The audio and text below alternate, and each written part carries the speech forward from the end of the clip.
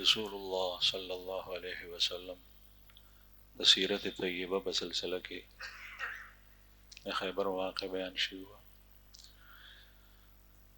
رسول الله صلی الله علیه وسلم سره د خیبر د جنگ په دوران کې هغه صحابه ملاو شو چې کوم حبشې ته تللی او د حبشې د هجرت تذکره هغه مخکې شوی و. د مکې مکرمې نه حبشې ته هجرت شوی او دا 2 ځله شوی او کوم صحابه کرام چې په 2م ځل تللی دي و هلته کې وو هغوی د خیبر په موقع په 7 هجري کې واپس راغلل چې کوم صحابه کرام هلته وفات شوي وو د هغوی نیټه پوره وه هغه هلته وفات شو.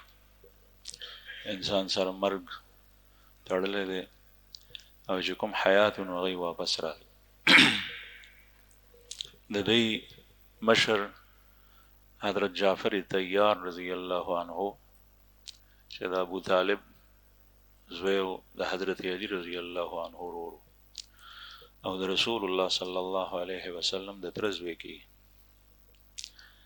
او دوی په خیر او عافیت سره رالل په دغه موقع چې نبی کریم صلی الله علیه وسلم د یهودو سره جنگ کولو نو حضرت جعفر رضی الله عنه سره نبی کریم صلی الله علیه وسلم داسې ملاقات وکړو او معانقه یې وکړه چې هغه یې ښکل کړو په تندي باندې ځکه چې حضرت جعفر رضی الله عنه او د هغوی د ملګرو دا هجرت دا د خپل ځان د بچ کولو دپاره نو د مال د بچ کولو دپاره نو د مال د حصول لپاره نو هجرت ترک وطن ته وایي چې سړی علاقه پرېږدي وطن پرېږدي. نن سبا خلک هجرتونه کوي د یو ځای نه یو ملک ته لاړ شي بل ملک ته لاړ شي او څوک یو ته ځي څوک بل ته ځي څوک د کاروبار دپاره لاړ شي څوک د خپلې یارې نه لاړ شي د مال له یارې نه په مال یریږي په ځان یریږي په اولاد یریږي. د صحابو دا هجرت دا په بله نمونه او دا د خپل ایمان د بچ کولو دپاره هغوی تلي ځکه چې په مکه کې دومره زورو د مشرکینو په دغه وخت کې چې دی خپل ایمان بچ کول دا مشکل نو چې کله د سړي په ایمان باندې راشي نو د ایمان حفاظت ضروری دی هغه علاقه پرېښول پکار دی تر څو پورې چې دی د ایمان حفاظت کولی شي او د نورو خلکو رهنمایي کولی شي بیا هلته د ده وجود ضروری دی بیا به دی هلته پاتې کېږي لکه عالم دی مصلح دی د خلکو ارشاد او رهنمایي کوي او دی په خپل ایمان بچ کولی شي تر څو چې دی په دغه معاشره کې په دې صورت کې پاتې کېږي نو بیا به دی هلته کې ضروري وي د وجود دته نه دي پکار چې دی لاړ شي د هغه ځای او چې کله خپل ایمان نشي بچ کولی او بل ته خیر نشي رسولی خبره نشي کولی ښه امر بالمعروف نشي کولی نهی عن المنکر نشي کولی د خلکو اصلاح نشي کولی بیا دته پکار دی چې دی د هغه ځای نه لاړ شي چې کم از کم خپل ایمان په محفوظ کړي. دا حضرات چې حبشې ته تلي وو دا تذکره شوي وه چې نن سبا هغه حبشې ته ایتوپیا وایي ایتوپیا دا د سعودي عرب د عربستان ته مخامخ سمندر دی بحر احمر او بحر قلزم ورته وایي ریډ سی هغې نه پورې غاړه چې کومه علاقه ده نو دا بر اعظم افریقا ده او د جدې او د مکې ترمنځ د حبشه د یمن او د مکې ترمنځ د حبشه واقع د مخامخ سین نه پورې ایتوپیا ورته وایي د جبوتي سره خواوشا کې نو دې ځای ته به صحابو په کشتیو کې سفر کولو او رسول الله صلی الله علیه وسلم څخه چې واپس د 2م هجرت نه پس صحابه کرام کوم رالل نو دا 14 کسان دې ته اصحاب السفینتین وایي د 2 کشتیو والا او دا په دوو کشتیو کې سوارو. نبی کریم صلی الله علیه وسلم د دې په راتلو باندې ډېر خوشحال شو. د مسلمان په خوشحالۍ مسلمان بل خوشحاليږي او د مسلمان په خفګان بل مسلمان خفه کېږي. چې کوم مسلمان د بل مسلمان په خوشحالۍ او هغه ته یو خیر رسېدو باندې خفه کېږي او زړه یې سوځي، دا د نفاق او د منافقینو خصلت دی، دا مسلمان نه دی. دې سړي ته خپله اصلاح پکار ده، او که چېرې دی دا اصلاح نه کوي نو د دغه حسد په اور کې به دی دنیا کې هم سوځي او په آخرت کې هم. الله مو دې وساتي. او د مسلمان په تکلیف او ضرر باندې بل مسلمان ته ضرر او درد رسیږي. جسمانی پریشانی په مسلمان رااله، مالی پریشانی پې رااله، بل یو تکلیف به باندې رالو، دته په درد رسیږي. د خپل زړه نه تپوس وکړي که دی په دې باندې خوشحالیږي خفه کېږي، نه درد پې نه رسي، خوشحاله شو، د ده په زړه کې نفاق دی. دی دې ویریږي، دی دې توبه وباسي، دی دې الله ته رجوع وکړي او دی دې د خپل ځان اصلاح وکړي. که دا اصلاح یې دغسې نه کېږي، دی دې خپل ځان بل چا ته حواله کړي. او که بل چا ورته ووایي چې اصلاح دې وشوه او ده کې دا شی شته دی، نو اصلاح یې نه دی شوي، ځکه چې معامله د الله سره ده او الله جل شانه د زړونو مالک دی، علیم بذات الصدور دی. حضرت جعفر رضی الله عنه رسول الله صلی الله علیه وسلم تندیخ کول کو دا څومره لوی سعادت دی چې پیغمبر لګیا کېږي او هغه پیغمبر چې خاتم النبیین سید الرسل افضل البشر دی، بعد از خدا بزرگ توی قصه مختصر. دا الله جل شانه نه ورسته، ځکه چې د الله پاک خو نظیر نشته، مثیل یې نشته، شبیه یې نشته، مثل یې نشته، د هغه د جنس او د نوع څوک شته دی نه. هغه واحد دی، تن و تنها دی، یکتا دی، هغه د مخلوق بشان نه دی. په مخلوقاتو کې به د ټولو نه افضل محمد رسول الله صلی الله علیه وسلم. هغه لګیا کېږي او خپل امتي هغه ښکلوي. دا ډېر لوی سعادت دی. دا سعادت ډېرو صحابو ته حاصل دی. د دغه وجې نه کم از کم سعادت چې صحابي ته حاصل دی هغه دا چې د ده د سترګو نظر په محمد رسول الله صلی الله علیه وسلم پریوتی په حیات کې. په دې کې ورسره څوک د دنیا یو بزرګ او ولیم نشي شریک کېدی په دې سعادت کې. او ای سعادت بزور بازو نیست تا نه بخشد خدای بخشنده. دا سړی په خپل کسب سره نشي حاصلولی. ما ته که ډېر زور لګو نو موږ په هغه زمانه کې نه او هغه زمانه کې به ډېر خلک وو، لیکن بدقسمته به دغسې پاتې شوي، ایمان به یې نه نصیب شوی. او دا سعادت الله دی چې سره د ایمان دا نصیب شي. نبی کریم صلی الله علیه وسلم چې کله واپس شو په دغه کال باندې د 9 هجری باندې پیغمبر علیه الصلاة والسلام د ام حبیبه رضی الله عنها سره نکاح شو. د پیغمبر علیه الصلاة والسلام بیبیانې دا 12 دي او بعضې یې 19 یادوي، ځکه چې په دې کې یو بیبي ده او د پیغمبر علیه السلام چې څومره بیبیانې دي نو د ټولو مسلمانانو میندې دي ښه چې تاسو د رسول الله صلی الله علیه وسلم د زوجات مطهرات نوم اخلی نو د هغې نه مخکې به دا ټکی لګوئ ام المؤمنین. ام المؤمنین معنا ده د مؤمنانو مور، د ټولو مسلمانانو میندې دي. او دا نوم او دا لقب قرآن پاک کې الله جل شانه دوی ته ورکړی دی. وازواجه امہاتکم، اور پیغمبر کی بیویاں تمہاری مائیں ہیں. وازواجه امہاتکم، د پیغمبر بیبیانې هغه ستاسو میندې دي. نو چې نوم یې اخلی نو ام المؤمنین حضرت خدیجه رضی الله عنها، ام المؤمنین حضرت عائشہ رضی الله عنها، ام المؤمنین حضرت سودہ رضی اللہ عنہا، ام المؤمنین حضرت حفصہ رضی اللہ عنہا، ام المؤمنین زینب بنت خزیمہ رضی اللہ عنہا، ام المؤمنین حضرت ام سلمہ رضی اللہ عنہا. دغه ټولې په دې کې یو ده، په هغې کې اختلاف دی چې آیا هغه وینځه وه او که بیبي وه. هغه ریحانه ده رضی الله عنها. بعضې وایي چې بیبي و زوجه وه او دا د یهودو د قوم نه وه چې مسلمان شو نو بیا یهودیت نشته. یو هندو د هندوستان چې ټول عمر په مندر کې تیر کړی دی، هغه چې مسلمان شي نو هغه زمونږ ورور دی. هغه د هغې وینې په وجه باندې به هغه رد کې نه چې ستا خو ماضي ټوله داغداره ده، ته خو هندو یې. یو سک چې مسلمان شي نو هغه زمونږ ورور دی. یو هندو چې مسلمانه شو نو هغه د مسلمانانو زنانو د هغې خور ده، او دغسې د مسلمانانو نارینو خور ده، دینی خور یې شوه ده، بیا هغه شی پاتې نشي.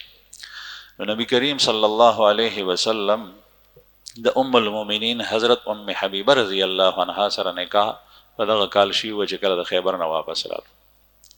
او دا نکاح څنګه شي و؟ چونکې د خیبر نه دا حضرات صحابه واپس راغلل، دام پکې راله. او دا چې ونه دا د ابو سفیان رضی الله عنه لور وه.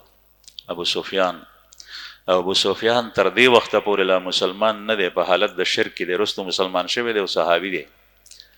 په 8 هجری کې مسلمان شوی دی. او دا چې کوم واقع بیانوم نو دا د 7 هجری ده، د اخر د 9 کال له هجرت. او ابو سفیان د مکې مکرمه په سردارانو کې او دا ام حبیبه رضی الله عنها پلار کافرو، دا مسلمان شو. او دا د عبید الله ابن جحش په نکاح کې و. عبید الله ابن جحش هغه مسلمان، لیکن چې کله دا دواړه حبشې ته لاړل، لکه څنګه چې نور ډېرې جوړې تلې وي، ښځه خاوند دغسې دام ښځه خاوند. عبید الله ابن جحش هغه چې کله حبشې ته لاړو نو د هغه حالت هلته بدل شو او هلته هغه نصراني شو، عیسائی شو. هر وخت د الله جل شانه نه دا دعا کول غواړي چې یا الله ایمان میں سلامت کی، ایمان میں سلامت کی، ایمان میں سلامت، ایمان میں خطا مکی. نن سبا دومره فتنې دي، قدم په قدم باندې د ایمان د ضایع کېدو خطر ده، قدم په قدم.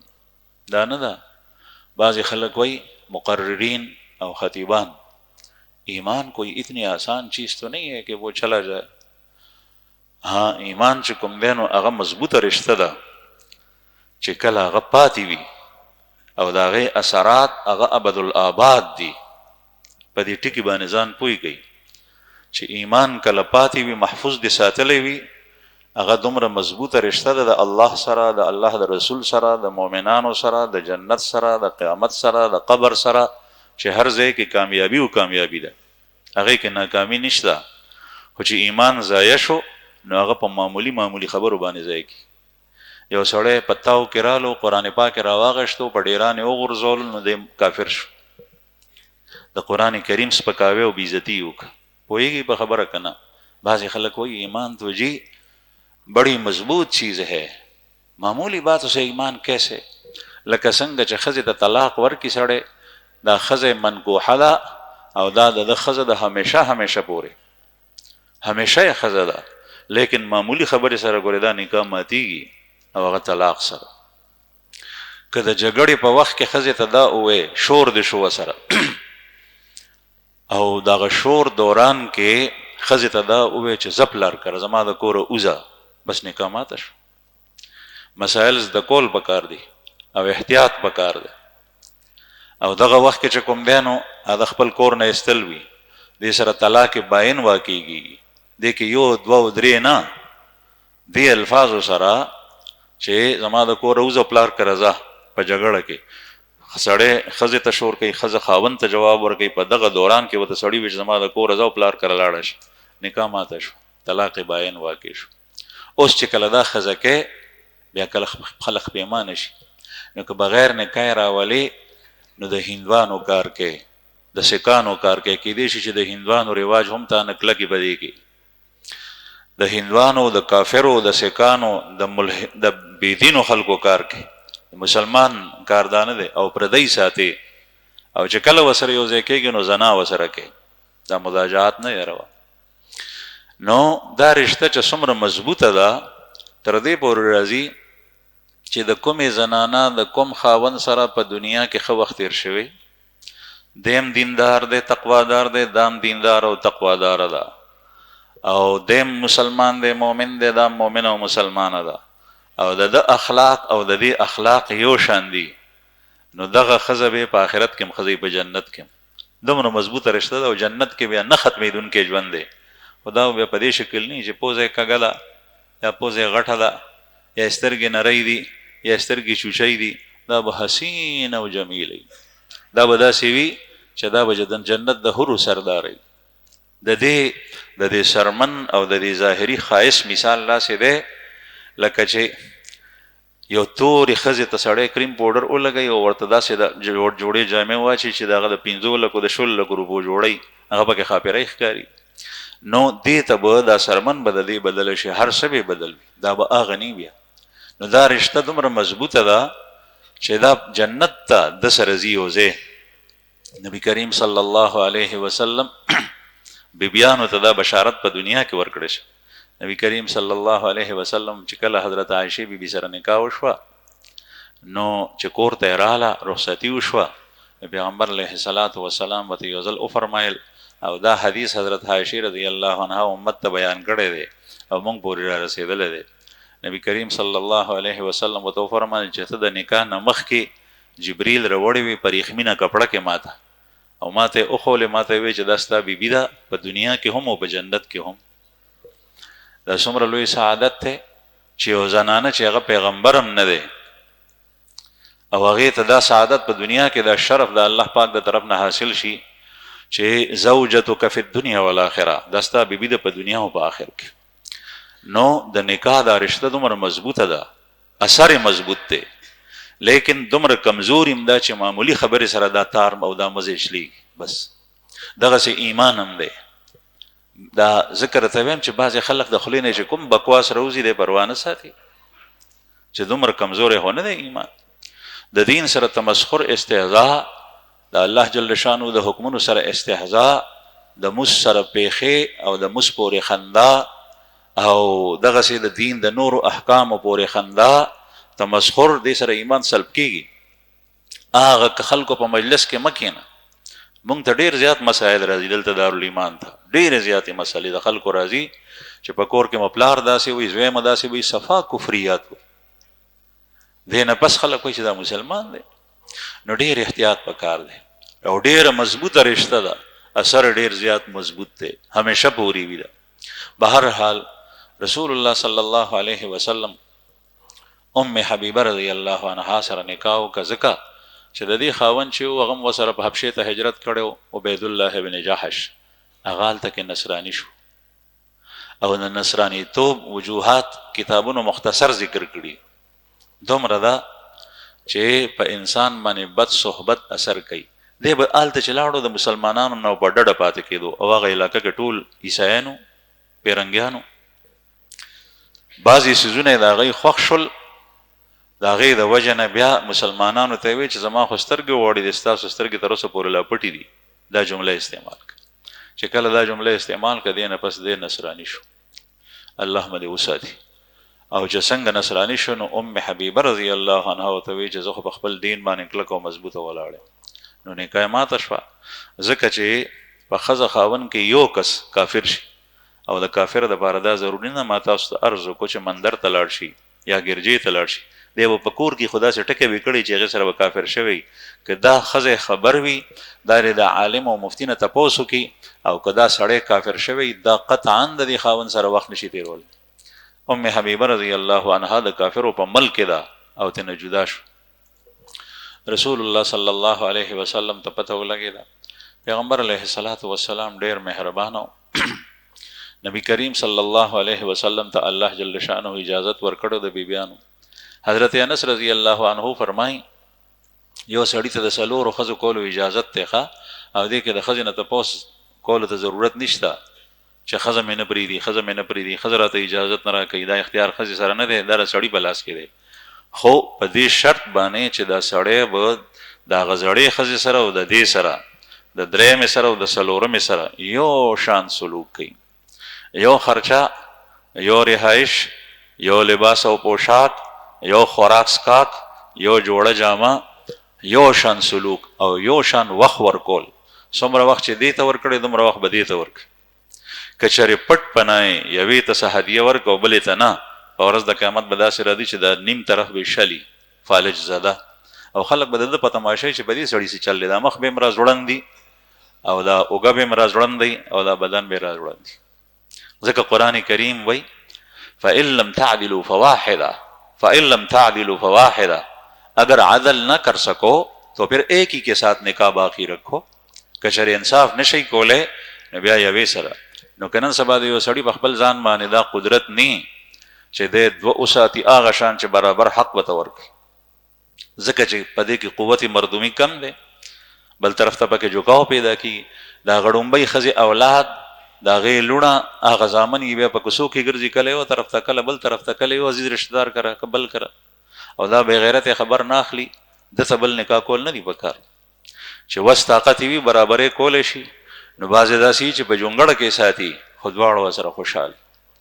رسول الله صلی الله علیه وسلم امتی ته په یو وخت کې د څلورو ښځو کولو اجازت شته، چې څلورې وي نو پنځمه نشي کولی، او چې څلورو کې یو مړه شوه نو بیا څلورمه کولی شي. او رسول الله صلی الله علیه وسلم خصوصیات هغې ته الله جل شانه قرآن پاک کې دي، او دا خدای خوښه ده چې کوم یو کار نه خلک منع کړي هغې ته ګناه وایي، او چې کوم د کوم یو کار زمونږ رب چاته اجازت ورکړي چې دا کو نو هغه څه شی دی، هغه ثواب دی، نیکی ده، یا کم از کم مباح دی، حلال دی. نبی کریم صلی الله علیه وسلم ته دا اجازت. نو ام حبیبه رضی الله عنها په باره کې رسول الله صلی الله علیه وسلم ته پته ولګېده دا لا په حبشه کې وه. عمرو ابن امیه الزمری رضی الله عنه دا سفیر واستولو حبشې ته، چې یو خو د حبشې خلکو ته ووایه چې راځي را روان کټول په دوو کشتیو کې سواره کړي، او بل ام حبیبه رضی الله عنها ته زما له طرف نه د نکاح پیغام ورکړه. د الله پیغمبر چې کله د هغې سره خاوند بل دین ته واوړېدو او د رسول الله صلی الله علیه وسلم د طرف نه د نکاح پیغام لاړ شي، دا څومره لویه خوشحالي. نو چې دا پیغام لاړو نو هغې وی ټیک ده، هغه تیاره شوه او بیا دا نکاح یې تړلې ده. نجاشي اصحما د حبشې بادشاه هغه مسلمان شوی، هغې نکاح وتړله او د خپل طرف نه 400 دیناره 400 دیناره یعنی 400 اشرفی د سرو زرو کرنسی سکه دا په مهر کې ورکړي. دې نه معلومیږي چې مهر ډېر هم ورکولی شي، خو چې د چا وس طاقت وي. او دا هم معلومیږي چې یو سړی دی هغه د یو ښځې سره نکاح کول غواړي او د هغه خپله وس طاقت نشته، طالب دی، فقیر دی، مسکین دی، او د هغه سره سوخه کوي، هغه وایي چې مهر زه ورکوم د دې سړي په ځای. جنۍ نه ورکوي تر څو پورې چې دومره مهر د مهر د وجې نه تیار واده هغه پاتې کېږي. بل یو نر او غیرتي پکې راپاسېدو، الله جل شانه ورته مال ورکړی دی چې دا مهر زه ورکوم، نو الله جل شانه به دته اجر او ثواب ورکړي او دا رشته یې قایمه کړه. نو داسې کیدی شي ځکه چې دا د ده د طرف نه هدیه شوه او د زوج او د خاوند د طرف نه د هغې زنانه دپاره د منکوحۍ دپاره مهر شو. نو دا مهر دا نجاشي ورکړی دی د خپل طرف نه، او 400 دیناره، بعضې وایي چې 400 دراهمو د سپینو زرو سکه، او 400 دینار، او 400 دینار ډېر شی جوړېږي. نو هلته نکاح وشوه. او بیا خالد ابن سعید ابن العاص د دې ام حبیبه رضی الله عنها د خاندان کسو، هغې د نکاح وکیل مقرر شو او دا نکاح هلته کې وشو. خو بیا چې کله مدینې منورې ته دا راغله نو رسول الله صلی الله علیه وسلم د دې تجدید نکاح هم کړي وه. دې نه معلومیږي چې یو نکاح مخکې شوي وي د اطمینان قلب دپاره او د سکون دپاره، هغه نکاح بیا تازه شي نو خیر دی، تازه کولی شي. نکاح مخکې سابق به قرار ده خو بیا کیدی شي. نو دا ام حبیبه رضی الله عنها په امهات المؤمنینو کې شامل شو. د دې سره یو بچی وه د هغې نوم حبیبه، هغه د عبیدالله ابن جحش نه وه. او چې کله ام حبیبه رضی الله عنها حبشې ته هجرت کولو نو دا ورسره وه دا جینۍ، دا ماشومه، او چې کله واپس راتله نو واپس هم ورسره دا راله. او دا د رسول الله صلی الله علیه وسلم په کور کې بعضې ماشومانو وخت تېر کړی دی د ازواج مطهراتو سره چې راغلي دي، نو په هغې کې یو دام وه. نو د حبیبه پرګټۍ وه د رسول الله صلی الله علیه وسلم، یعنی د بیبي سره ام حبیبه سره راغلي وه د رسول الله صلی الله علیه وسلم کور ته. لکه څنګه چې د ام سلمه رضی الله عنها یو لور ده، د هغې نوم دی زینب. هغه د ام سلمه رضی الله عنها ام المؤمنین سره د پیغمبر علیه السلام نکاح ته چې کله هغه راله نو دا لور هم ورسره راغلي وه. نو د دې به نبی کریم صلی الله علیه وسلم د دې ماشومانو داسې خیال کول لکه څنګه چې د خپل اولاد خیال کوي. او هر یو سیس اخلاقی تربیت، دین، خرچه، دا هر یو شی به ورکول. دا د خاوند خپل خوښه ده د دویم زوج، ځکه چې د اولاد نه دی، لیکن رسول الله صلی الله علیه وسلم خو پردو د خیر رسول یو دا شو. بل نبی کریم صلی الله علیه وسلم په دغه کال باندې د خیبر نه پس عمرة القضاء ته لاړو. دا مخکې د سیرت په سلسله کې تیر شوي چې په 6 هجری باندې پیغمبر علیه الصلاۃ والسلام کال وړاندې عمرې ته تلو. قرآن کریم کې ذکر دی لقد صدق الله رسوله الرؤيا بالحق لتدخلن المسجد الحرام. الله جل شانه هغه خوب د پیغمبر رښتینی کو چې تاسو به مکې ته داخليږئ او تاسو به عمره کوئ. نبی کریم صلی الله علیه وسلم تلو په حدیبیه کې کافرو بن کو، صلح حدیبیه واقع شوه، بیا واپس مبارک مدینه ته راغله او مکې سره نږدې او بیا واپس رالو. بیا وسره شرایطو چې تاسو آینده کال راشئ او 3 ورځې به تیروئ او نور شرایط مو په هغې صلحنامه کې او تاسو عمره کولی شئ. بل کال ته راشئ، څه کال نه. نبی کریم صلی الله علیه وسلم د هغې کال د هغې کاغذ او د هغې لیک تحریر د لوز د وعدې مطابق پیغمبر علیه الصلاۃ والسلام د مدینې منورې نه روان شو. په صلح حدیبیه کې 1400 یا 1500 کسان. نو پیغمبر علیه الصلاۃ والسلام عام اعلان وکړو چې ما سره هغه کسان به ټول ځای چې کوم تیر کال حدیبیه کې وو، ټول به هغه ځای. د دې نه زمونږ امام ابو حنیفه رحمه الله زمونږ ائمه استدلال کوي چې کله یو سړی عمرې ته ځي او په څه وجه باندې دی د عمرې نه پاتې شو، احرام یې تړلی دی او پاتې شو، حکومت ایثار کو یا هلته سعودي حکومت ایثار کو یا د دې ځای یا په بل څه وجه باندې دی بیمار شو او دی واپس شو، هغه احرام یې وسپړلو، نو دم به ورکړي، لیکن بیا په ده باندې قضا اوس د عمرې پاتې ده. هسې عمره سنت وه او چې کله د شروع که او پوره یې نه که، اوس د عمرې قضا پې باندې واجب ده. لکه څنګه چې نفل سړی کوي نو خوښه یې ده که نه کوي نو پرېښوی شي، لیکن چې کله نفل شروع کړ لازم النفل بالشروع، نو چې کله شروع کړ نو بیا پې اوس د نفل سرته رسول واجب شو، او که په منځ کې دا مات شو دا مز نو د دې اعاده پې باندې بیا واجب ده، دا به واپس راړي. مثلا 2 رکعته نفل نیت یې تړلی او په څه وجه باندې هغه نفل مز مات کو، اوس به دی د هغې قضا خامخا کوي، واجب دی پې باندې. دغسې عمره رسول الله صلی الله علیه وسلم ځکه عام اعلان وکړو، دا د احنافو مستدل دی چې تیر کال ما سره کوم کسان عمرې ته تلل او ایثار شوي نو هغه ټول وځي په هغې کې به یوم نه پاتې کېږي. نو صرف هغه کسان پاتې شول چې څوک وفات شوي یا شهیدان شوي دي په جنگ کې یا وفات شوي، هغه کسان نو ای خو لاړل د دنیا نه، چې څومره ژوندي وو هغه ټول نبي کریم صلی الله علیه وسلم سره تیار شو. او د هغې نه علاوه هم یو ډله یو جماعت هغه د صحابو تیار شو، ټول تعداد تقریبا 2000 وو. نو داسې وګڼئ چې څه د پاسه 600 کسان د نور اضافي وو، په دې کې 100 کسانو سره اسونه.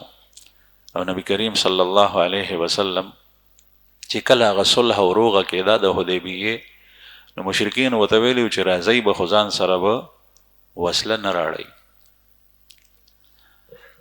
هغه وسله به راړئ چې کوم مسافر ځان سره وړي. د هغه زمانې دستور دا و د عربو د قبایلو چې یو وسله د جنگ وه او یو وسله به سړي ځان سره چې سفر کور نو خامخا به یې ګرځوله. د جنگ وسله چې وه په هغې کې توره، په هغې کې لینده، په هغې کې غشي، په هغې کې نیزه، په هغې کې برچا، په هغې کې ډال، په هغې کې زغره، دا ټول څیزونه شامل. او چې کومه به د مسافر ځان سره وسله ګرځول نو هغه به صرف توره وه. او هغې شرط یې ورسره دا مقرر کړو چې یو توره به ځان سره راړئ، خو هغه به هم په تیکي کې بند دی، بربنډه بني، لاس کې ومنی نیولي، په تیکي کې به بند دی. رسول الله صلی الله علیه وسلم ورسره دا ومنله. لیکن چې کله خوب پیغمبر صلی الله علیه وسلم د مدینې منورې نه روانېدو نو وسله ډېره ځان سره واغېسته، وسله ډېره ځان سره واغېسته. دې نه معلومیږي چې اسباب ځان سره وړل دا د توکل منافي نه دي. اسباب بالکل پرېکول، ماتول غرزول او یو کار ته روانېدل او قدم اوچتول دا د الله جل شانه د تکوینی ضابطې خلاف ورزي ده. زمیدار کلم داسې نه کوي چې ځمکه کې وتر نی او اړولې نی پکې غنم غورځي، ټول غنم به مارغان وخوري. ولې تپوس دی وکړي داسې ولې نه کوي؟ په خدای توکل وکړه او غورځو غنم دانې. دی وایي چې نه کېږي نه داسې. او دا ځکه چې دا د خدای پاک ضابطه ده، الله خو په هر څه قادر دی، هغه داسې هم کولی شي. لیکن هغه یو قانون دا جوړ کړی دی چې دې دپاره به ته ځمکه اړی پکې به وتر وي، بیا به دانې پټې، بیا به د هغې نه پس دا زرغونې. په دې کې هر یو سړی مني. دکاندار د دکاندارۍ ضابطې مني، تاجر د تجارت ضابطې مني، د میل د اوړو د میل مالک د میل څنګه چلیږي د هغې ټولې کوني ضابطې مني. او دغسې چې یو سړی کویې کني د هغې یو تکویني ضابطه د هغه مني، هر یو شی مني. دا ضابطه چې کله د الله جل شانه دپاره ته روانېږي یو نیک عمل کې، په هغې کې هم دا دنیایي کار کې بغیر ضابطې ته یو کار کې، نو علیاذ بالله آیا ته د خدای امتحان اخلې؟ یو دویمه دا ده چې دا توکل منافي ده. توکل دې ته وایي چې د الله قانون مطابق چلېږه او اعتماد په خدای کو. پیسې د سره شته او ډاکټر ته ځې او د زړه اپریشن کې ته وایې چې ما سره پیسې شته دی او ډاکټر هم ښه مضبوط په خپل فن کې ماهره دی، اسپتال هم ډېر اعلی دی، ستا په اسپتال نظر وي، په ډاکټر نظر وي، په پیسو نظر وي، دا خطرناکه خبره ده. پیسې د سره شته، د ډاکټر انتخاب دی موږ ښه ډاکټر ګوري، د اسپتال لم ښه انتخاب وکړو، پس د هغې نه په الله جل شانه به باندې اعتماد کوي چې ښه کوي به مې خدای، پیسې نه. ډاکټر نشي کولی، ډاکټر هسې ګوتې ووایي، ماهر ډاکټر وي، ډاکټر په خپله نه پوهېږي دا هډوکی چې مات شي، دا ډاکټر نه تپوس وکړه دا ولې پیوند دخلي، دا هډوکي مثال په شان د کاڼي دی او دا 3 ټوکړې 4 ټوکړې هډوکی دا په خپله باندې چې کوم دی نو دا پیوند واخلي جوړ شي، دا د الله په اذن سره او په ارادې سره کي. دا ډاکټر نشي کولی، ډاکټر صرف دومره کوي چې یو ټوکړه د بلې ټوکړې سره مخامخ کي. پخوا به دا کار نایانو کولو، په کلي کې به یې په علاقه کې به یو سړی و هغه به کولو، په هغې کې به ډېر ماهر و، او نن سبا ډاکټران کوي. نو د الله جل شانه کونی ضابطې دي. رسول الله صلی الله علیه وسلم وسله واغشته، بیا صحابه هم حیرانو چې دا خو داسې ده لکه چې جنګ ته ځي. پیغمبر علیه السلام خبره پټه ساتلې. په لاره کې بعضې مشرکین مخامخ شو چې وایي کتل مسلمانانو سره وسله ده او خلکو ته پته وه چې دی به عمرې قضا کوي، په تېر کالنۍ عمرې ته به راځي او دغه ورځې شپې دي. هغه کسان لاړل مکې مشرکینو ته اطلاع ورکړه. مشرکینو سوال جواب راواستلو چې صاحب موږ خو سره چې کومه وعده کړې ده په هغې وعده پابند یو، موږ خلاف ورزي نه ده کړې، تا خو وسلې سره را روان شوې، ولې؟ ای سره فکر شو.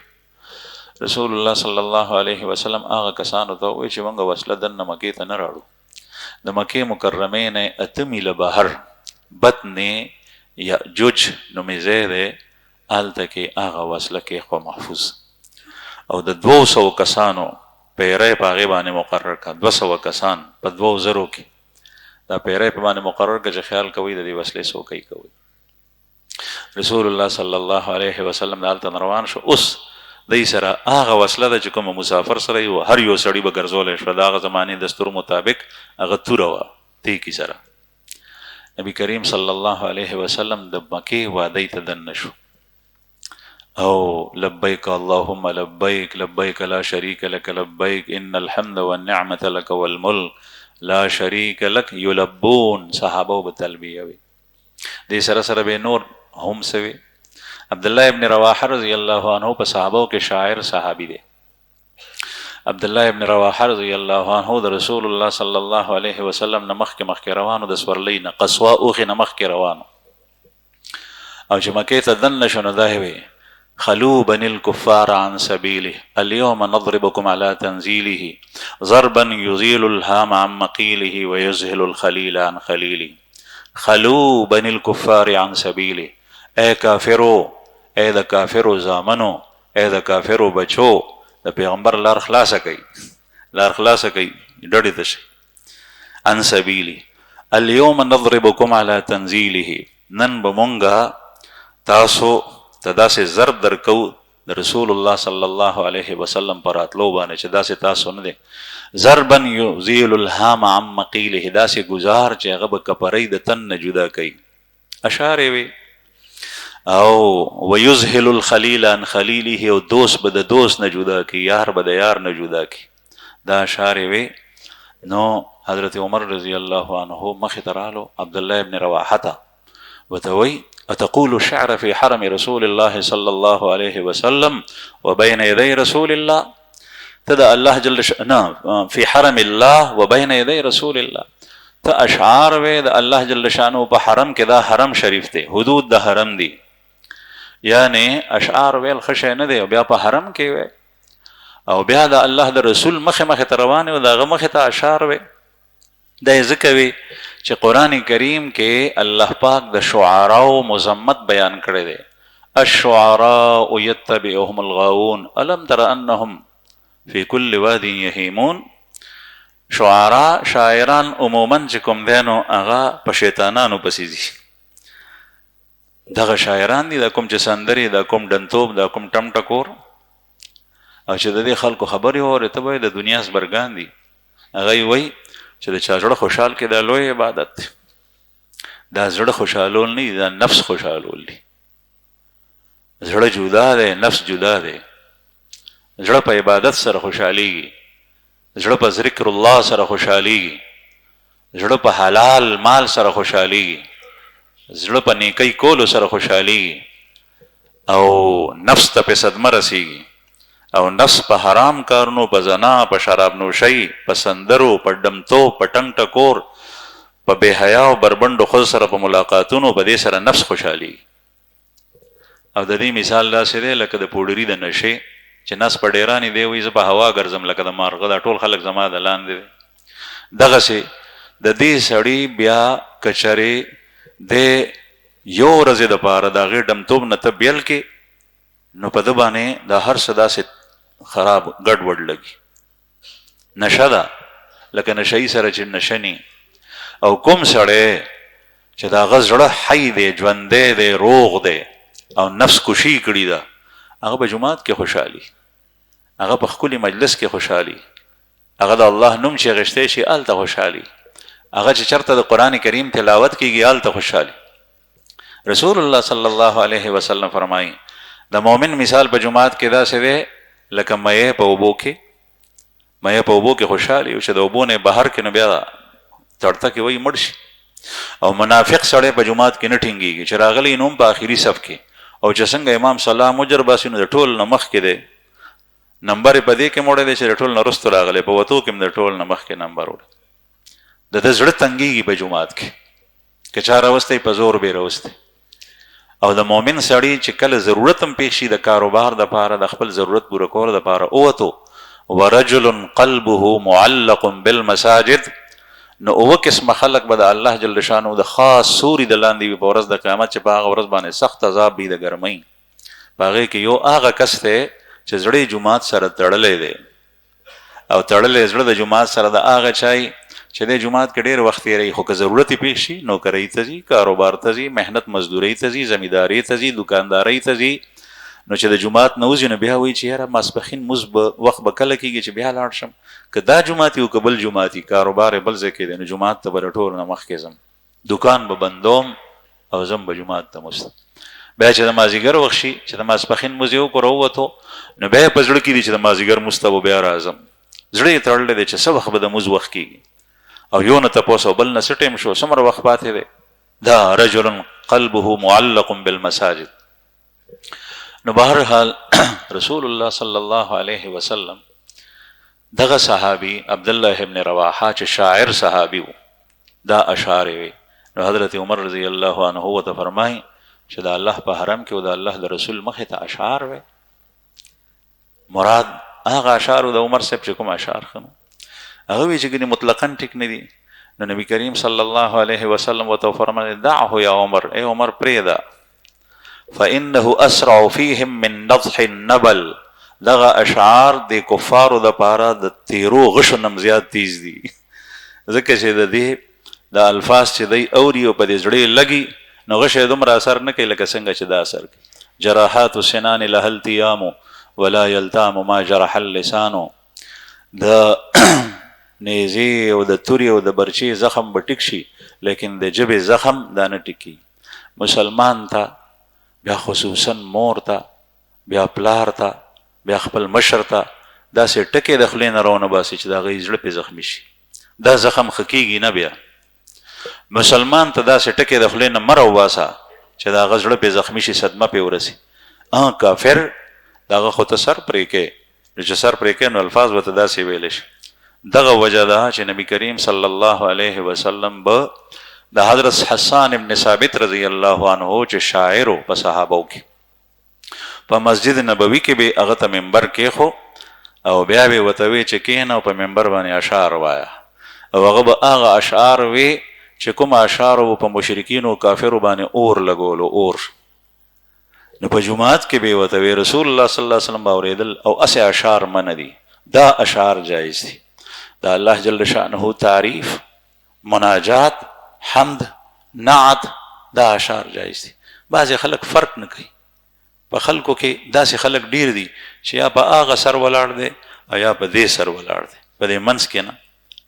چې ورته وی چې پکې کم که نو بندي کړي، او چې ورته وی چې لږې تیز که نو بلکل فلي کړي. نو دا یا په یو سر ولاړ دی یا په بل. دی په یو پوهېږي، په دوو نه. هغه سړی هوښیار دی چې هغه په دوو پوهېږي.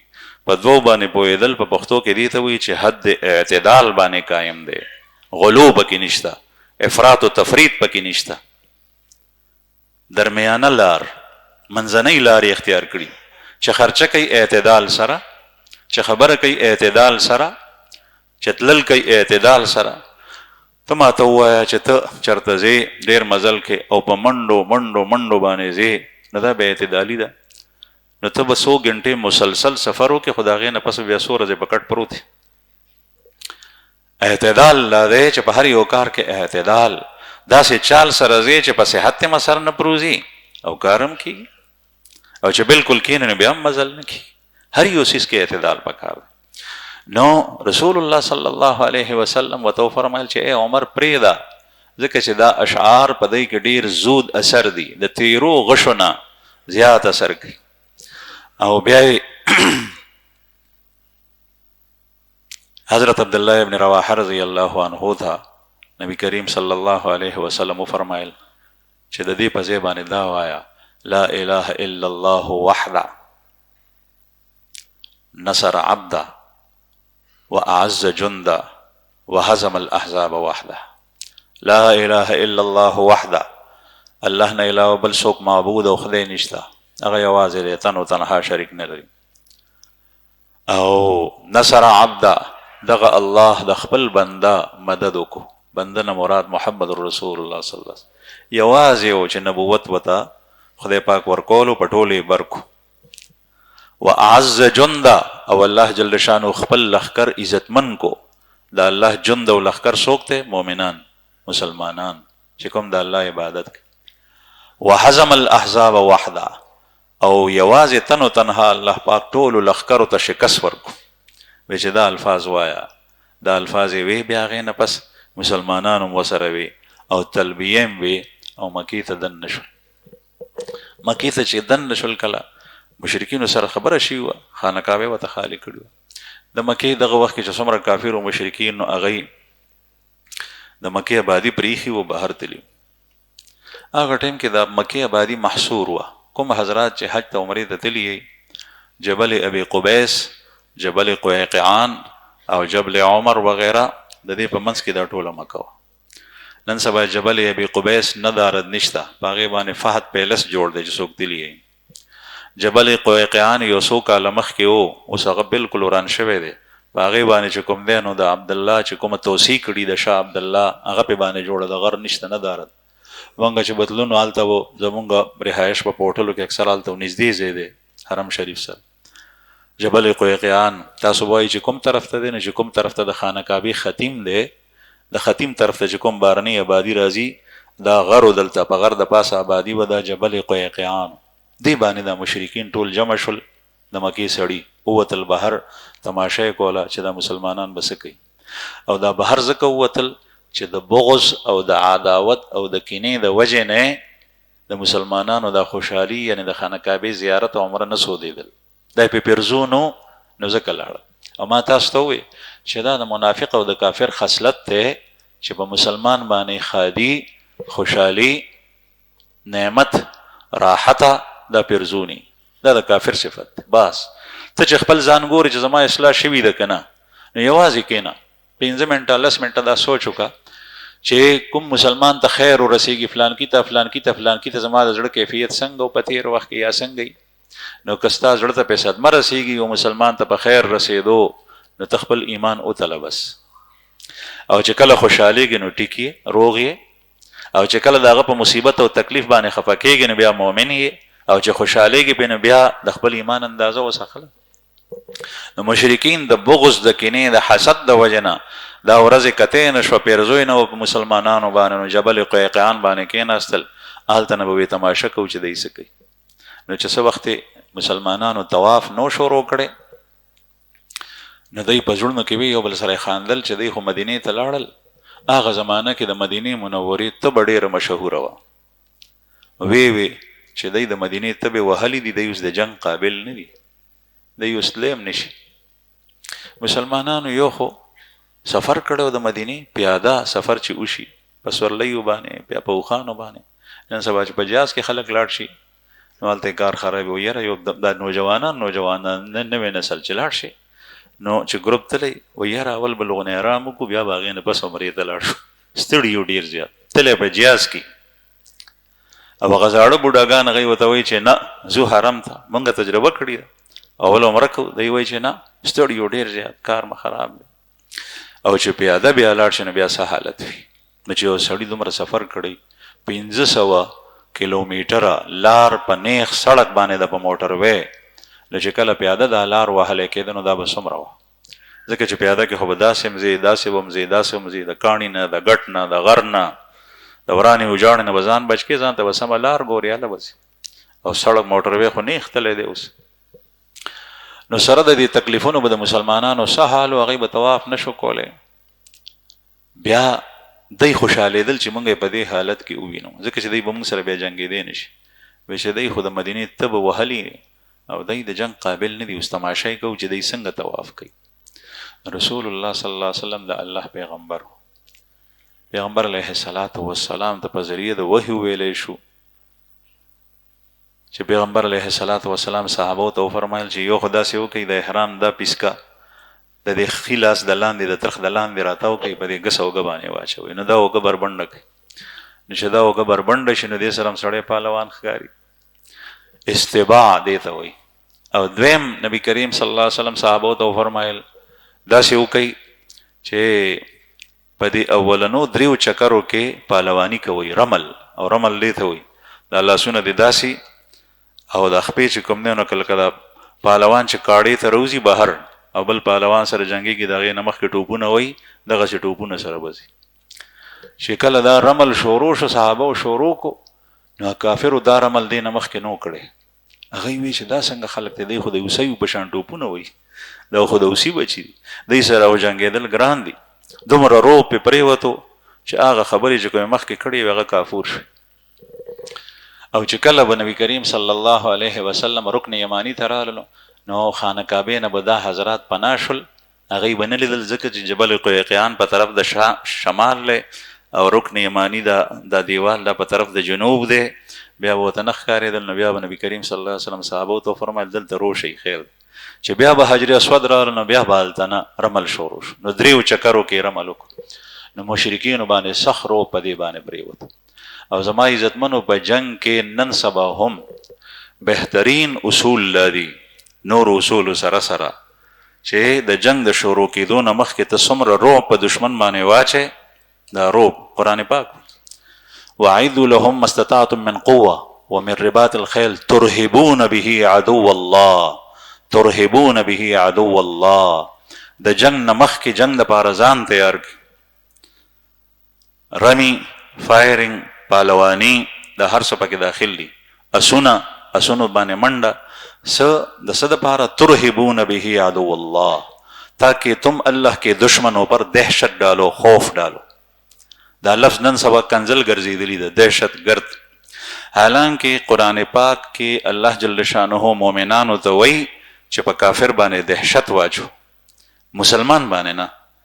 مسلمان ته به داسې راځي لکه ته دغه انتهایی مهربانه خیرخواه رورې مشفق، چې هغه وایي چې زما د پاره د ده نه خیرخواه بل څوک نشته.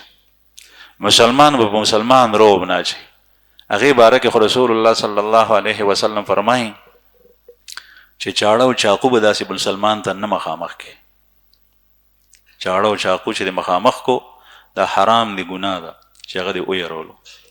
او نن سبا خو ټوپک او تماچا دا خو بیا چې شپېلۍ د مخامخ کو ته یری دا حرام دي، ځکه چې دې سره په یو مسلمان باندې دهشت او خوف پروزي. داسې خلک چې هغه په اسلامي علاقو کې د مسلمانانو په علاقو کې آبادۍ کې خاریو کې د بدماشانو سره د لوفرو سره د اوارو سره چې قاتل وي، شوکمار وي، ډاکو وي، دا ټوپک مار ورسره ګرځي او ټوپک یې نیغ نیولی ته به وایې لام ته تللی دی او د دشمن سره جنگ لګېدلی دی او دواړو لاسو کې ټوپک تیار نیولی. لکه د مسلمانانو علاقه ده، په مسلمانانو باندې خوف غورځی، په ماشومانو باندې، په کمزورو خلکو باندې، دا حرام دی، حرام دې ته شهر السلاح وایي.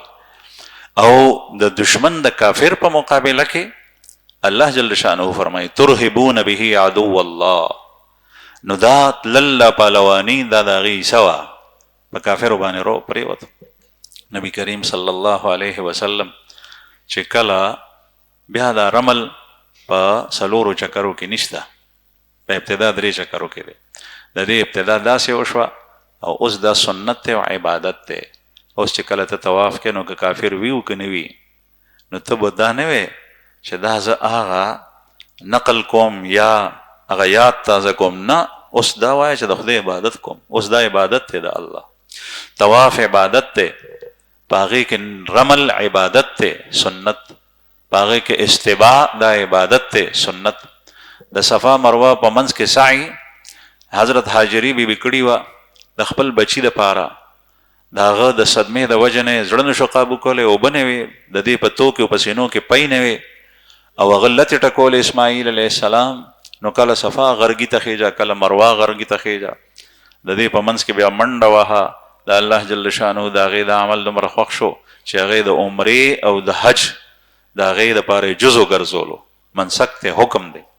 اوس چې مو ته یې کوو نو په هغې اراده یې نه کوو، مو ته یې چې کوو په دې نیت یې کوو چې دا د الله عبادت دی، د الله حکم دی، د رسول الله صلی الله علیه وسلم اسوه ده، د هغې تعلیمات دي او ارشادات دي. نو د هغې نه پسې رمي وکړه نبي کریم صلی الله علیه وسلم صفا مروه په منځ کې.